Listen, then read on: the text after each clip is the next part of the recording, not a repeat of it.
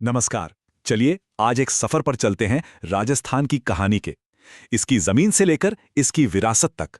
हम ये देखेंगे कि इस धरती ने अपने इतिहास और समाज को आखिर गढ़ा कैसे है। एक ऐसी जमीन जहां एक तरफ रेगिस्तान है तो दूसरी तरफ घने जंगल, जहां राजा भी रहे और किसान भी। जी हां, ये कहानी है राजस्थान की। तो इस पूरे सफर को हमने 5 हिस्सों में बांटा है। हम शुरुआत करेंगे धरती और संसाधनों से, फिर कृषि और व्यापार को समझेंगे, उसके बाद शौर्य और शासन की कहानियों में चलेंगे, जन आंदोलनों के उदय को देखेंगे और आखिर में जानेंगे कि कैसे एक नए समाज की तरफ कदम बढ़ाए गए। तो चलिए सबसे पहले बात करते हैं उस नींव की जिस पर पूरा राजस्थान खड़ा है, यानी यहाँ की धरती और इसके कुदरती संसाधन।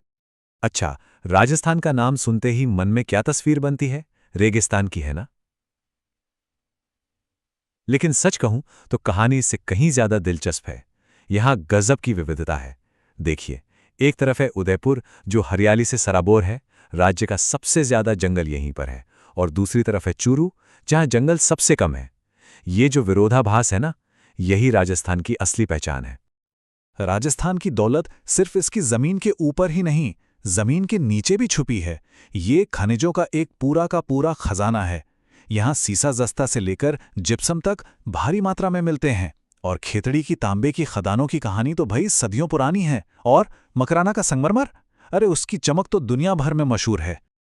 तो अब जमीन के नीचे से निकलकर ये देखते हैं कि यहाँ के लोगों ने इस धरती का इस्तेमाल कैसे किया। बात करते हैं यहाँ की कृषि और व्यापार की कहानी की। यहाँ की खेती समझिए 2 पटरियों पर चलती है। एक तरफ हैं खाद्य फसलें जैसे गेहूं, ज्वार और मक्का, जो करोड़ों लोगों की थाली का आधार हैं। तो दूसरी तरफ हैं व्यावसायिक फसलें जैसे कपास और तिलहन, जो राज्य की अर्थव्यवस्था का इंजन है और किसानों की आमदनी का जरिया भी। और अब एक बहुत ही मजेदार बात, जानते हैं भारत में बाजरे का सबसे बड़ा उत्पादक कौन है? जी हां, अपना राजस्थान। यह सिर्फ एक फसल नहीं है, बल्कि यहाँ के जीवन का आधार है। कम पानी में उगने की जो इसकी काबिलियत है ना, वो इसे इस शुष्क प्रदेश के लिए एक वरदान बना देती है, जिससे लाखों लोगों का पेट पलता है। यहाँ के व्यापार की कहानी भी वक्त के साथ बदलती रही है। देखिए, 1889 में ब्यावर में पहली कपड़ा मिल के साथ औद्योगिकीकरण की नींव रखी गई। फिर 1974 में कृषि विपणन बोर्ड बना ताकि किसानों को बाजार से जोड़ा जा सके। और 2019 की जो नई नीति है, वो ये दिखाती है कि अब यहाँ की उपज दुनिया के बाजारों तक पहुँच रही है। ये पूरा सफर दिखाता है कि राजस्थान ने वक्त के साथ अपनी आर्थिक दिशा कैसे बदली है।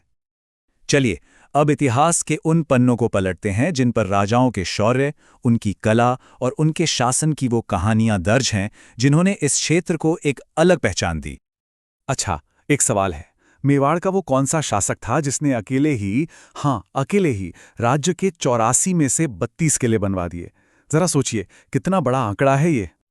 और वो नाम है महाराणा कुंभा। उनका शासनकाल सही मायनों में मेवाड़ का स्वर्ण युग माना जाता है।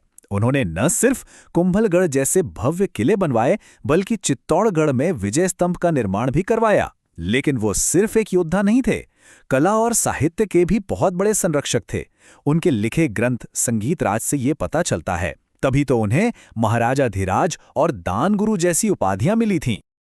और महाराणा कुंभा उस महान शासक परंपरा का हिस्सा थे जिसमें महाराणा सांगा और महाराणा प्रताप जैसे वीर योद्धा भी शामिल थे।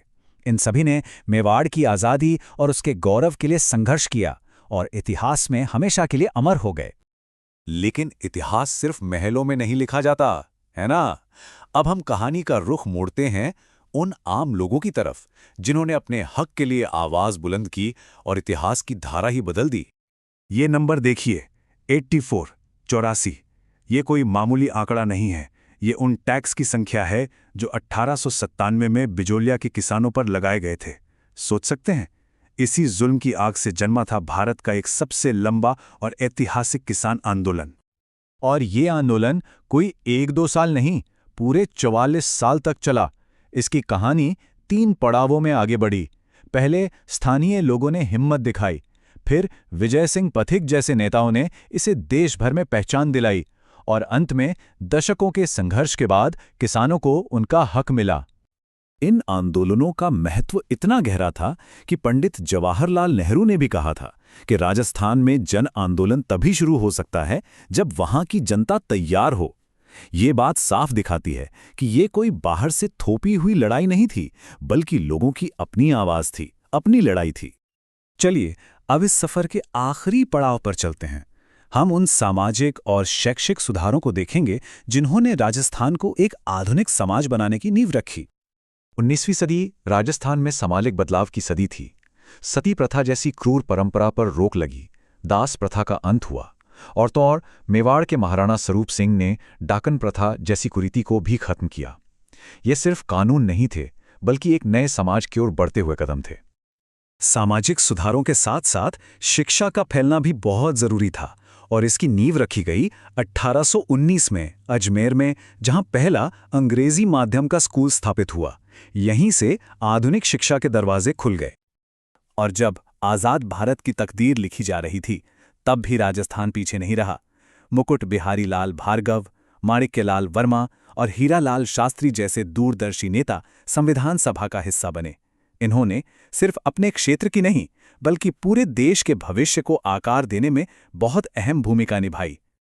तो प्राचीन राजाओं के शौर्य से लेकर आधुनिक सुधारकों के साहस तक हमने देखा कि राजस्थान की कहानी लगातार बदलते रहने की कहानी है। एक ऐसी धरती है जिसने हमेशा वक्त के साथ कदम मिलाया है। अब देखना यह है कि भविष्य इसके लिए कौन सा नया पन्ना लिखता है।